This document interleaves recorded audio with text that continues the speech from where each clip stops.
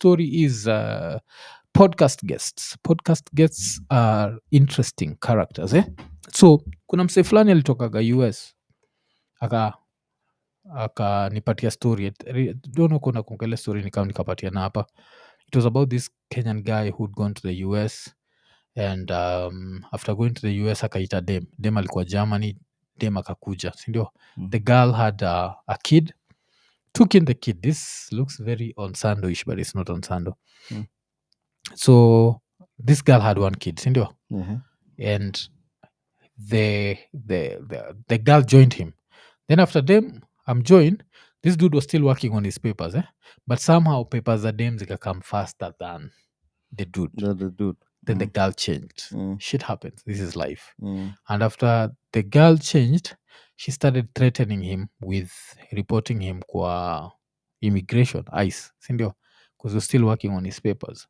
Then after this happened, of course, if I was to fast forward, there's this once where she said he'd beaten her sindio, and he got a court date na alikuwa najua hii court date ikihappen he was going to be deported sindio. And he was saying he was his family's last hope from poverty agwan. So of course on the day of the day before the court case dem aka go out sindio. So mse alikuwa najua ude ile favors nishamduia, brought you to America, yes tumekosana because the girl took her kid back to Africa so that she could party. As soon as her documents were better, she decided she's going to live that full life, that full American life. So her kid became an impediment to her enjoying life. So this dude, the girl sent her kid back to Africa and now she was partying. Siku ya court case imefika, she goes partying the night before, comes in the morning and she's preparing to go and she's taunting the dude that we ni time yako ya kwenda back to Africa sindio. And this is a dude who told me that he took a hammer and he went at the girl sindio. Beat her so badly he thought she was dead. Then what happened, akahepa. I remember akinipatia hii story, I can picture it like in my mind, in my own way. So anahepa, he ends up on a highway, he's trying to cross the road, and then so during winter, like it's cold, it's whatever, and then it just ends up like, no, he wanted to throw himself agongwe na gari ya dedi sindio. But then he changed his mind and then just surrendered. Makarao kakam wakamchukua, and then all this time he knew the girl had died sindio. But the girl survived. He ended up being charged with attempted murder. He was jailed for 14 years, and then after the 14 years he was akadeportiwa to Kenya. So I remember thinking I should interview him, and then najuanga zile za unaongea na bibi zile usiinvolve bibi yako kwa kitu yote, mubonga na wife kwa sai mufil ni kama tuko intellectually we can match each other sindio. So like nikibonga naye alafu akiniambia like it's dangerous to talk to someone who's tried to murder someone because you never know what mind state they are in sindio. Kaniambia hivo, I thought about it, I was like maybe it's not the right time to do the interview, so nikaiacha pap. But there's someone else, unacheki sisi tuko kwa episode 282, someone else is in episode 2096, and who's that? Joe Rogan. Joe Rogan on his side gets such a person.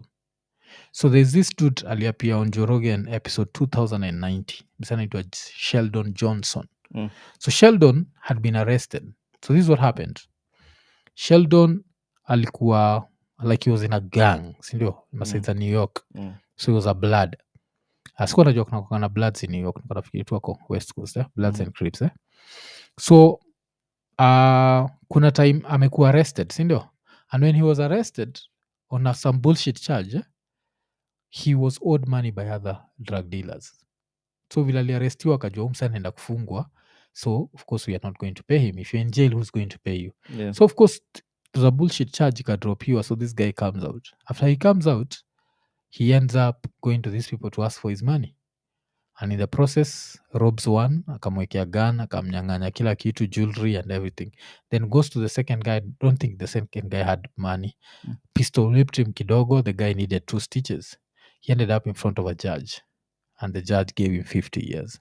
So this dude went to jail for 50 years. Remember, he's a violent motherfucker, yes? Because shows guns, went to jail. But now wakina Joe Rogan wakimuita, wanabonga juu ya the systemic racism in America, which is, it's normal to talk about systemic racism in America, yes? Racism, that is. So they talk about how could you get, you got 50 years and that person got 2 stitches only, because this dude did 25 years in jail. Did 25 years, came out. I think alisifanya in Rikers Island, came out and then joined kitu inaitwa Queen's Defenders, blah blah blah. So this dude is on the podcast, yes, having, he's a criminal. Serve 25 years, but still at least how systemic racism, blah blah blah. So they talk about that, and the dude is like, I changed my ways. Alingiaga jela after spend like 2 years in jail. He decided he was not going to be a thug anymore, sindio? So after decide hata kuwa thug anymore, served like maybe 20 years of his jail sentence as a good person, so he got parole. Si akakuwa parole akatoka. So after mse atoke akakuja kwa hiyo Joe Rogan. So they talk. This is like a month ago. Yesterday this dude was in the news. You know what he did? No. Shot someone in the head and then ended up hacking them to pieces. Damn. So when I heard that story, I remember the interview Oh, his ingine. interview yenye. Of course, nakumbuka ukimention. Nakumbuka. Yeah. So yeah. I feel like sometimes easy vitu, it's, and I'm not saying that the Kenyan guy would end up doing the same. I'm just saying like sometimes when people have tried that, kuna vile usemanga damu ita damu, like if you love it you love it. That's why damu, yeah, nasema. cops, yeah. Ukishanusa damu ni hivyo. So yeah, you never know. Yeah. Kuna watu wenye I had a friend wenye who actually alikuwa anatumia a lot of substances. You know, if you use one substance nini, but ukimix kuna watu they can't mess with anything induced chemically na nini. Kuna wasesi wate na nini, they will be violent as fuck. So that guy don't know what he used to do. Chui kama alikuwa na kunywa na vuta weed anaeka vitu hapa, there's something they put kwa gum, so ends up in a fight na nani kwao. There's an argument na nini, so he's grabbing a knife, ends up killing the uncle. Naona, so that guy is sent away for like 3 years maybe. Manslaughter. Yeah, hapa Kenya, but sasa of course wanna go through Okay. through mental assessment na nini. He was lucky, aliproviwa he's not okay. But mi nilikuwa najua ni zile vitu anatumia. So of course guy comes back to the society nini, is thriving. Ako kwa akaingia kwa this automotive industry as a mechanic. Yeah. Kunaambia ujakani ni mechanic. Enda kuwa makanika. Yeah. Mechanic. So some point nawashanga this dude alienda wapi, because ni dude tukipatana nayo we used to be classmates. Yeah. I was like, hey, nashanga hii dude ilienda wapi. Kuna Sara ingine niliambia, unajua raia isharudi ndani. What did he do? Sorry. Probably like beat some nigga to near death, man. That thing stays with you. I think, you know, na feel gini kama you can never be the same again. Yeah. So umse wa states, so apparently alidedisha umse. So people had, it was an argument in one of those apartment blocks in New York. So wasa walisikia the argument, and then this other person was like, oh, please don't kill me, I have a family. So Jesus shit. And he still shot him. Akamdedisha. After amdedisha, he akachop body yake jo into pieces. Alafu he was trying to disguise himself, akitoka kwa building anatry kujidisguise, akitoka nini.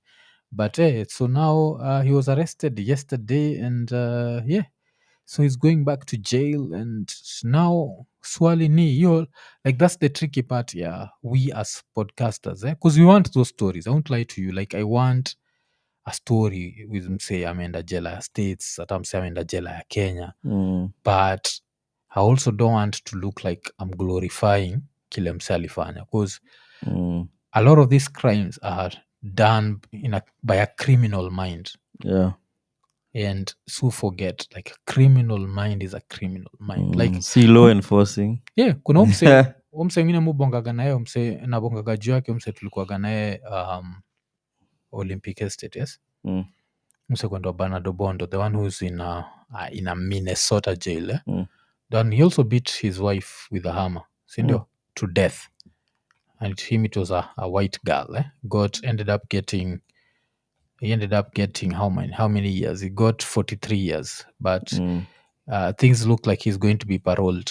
So after like 30 years, eh? Yeah. I'd want to know like if he feels like it's worth it. But now you see, I'd never sit with him. Nella. Like, cause you're a murderer. Like, you might snap.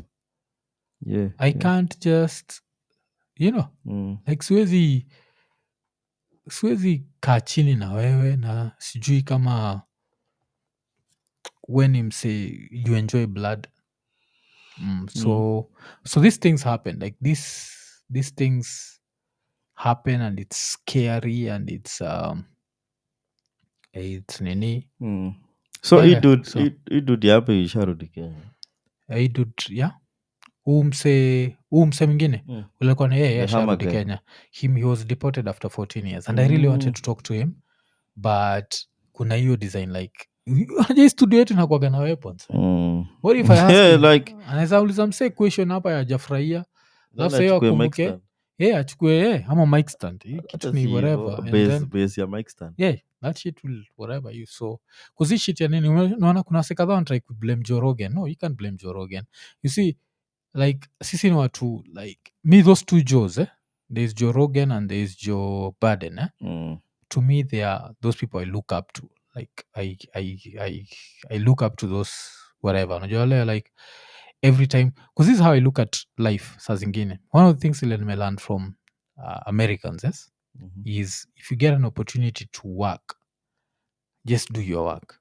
And the reason America inakuwaga very, I think it's a very expensive, like cost of living is so high, that people end up the cost of living is so high that people end up just working and working, and you understand what I mean? Yeah. So with that in mind, sisi now you end up kwa hii space, unaona Joe Rogan yuko episode close to 700, Joe Rogan yuko episode close to 2100, Joe Biden yuko episode next to 700. You're going to work your ass off. You're going to work your ass off. But in the process, as they interview all these different people, because one of the things ile mupendaga kufanya ni kufanya vitu kama now Joe Rogan, where you can never predict the next guest. Joe Rogan has sat down with astrophysicists, he sat down with comedians, sat down with politicians, he does the whole thing. That's the same shit we try to do here.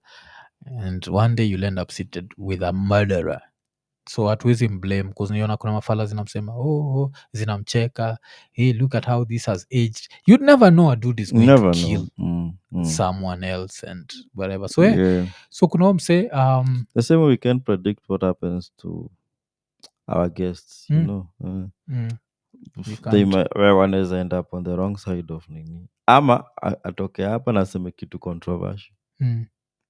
That's so kuna hiyo, but so kuna msejo msame ni scare like that dude, because now he reminded me the Kenyan dude, and I was like maybe the Kenyan dude has changed, but unajua pia 14 years in an American jail changes you, because even in a Kenyan jail it changes you. I told you shit mushinaga nikikuotula anko yangu ya ngamuti rijela romgi ngamonegi. So but him had sit down with him, you see, like he's been out of jail for over 20 years saizi wanko yangu. And so I'd want to have the conversation with him and just ask him, like, what did he see at Kodiaga that left him? Neno mark, Neno mark. I saw what should not be said. But but as we go, like by the time tuna have 2,000 episodes, I'm sure there's going to be one episode where you're like, damn, like that's a lot of episodes. Only Joe Rogan, man, signed a $250 million contract na Spotify. Third world is unfair, man. Like Spotify CC does not even monetize. Like fuck you, you're African, you don't deserve your content does monetization. not need monetization. Like it's disrespectful. Systemic.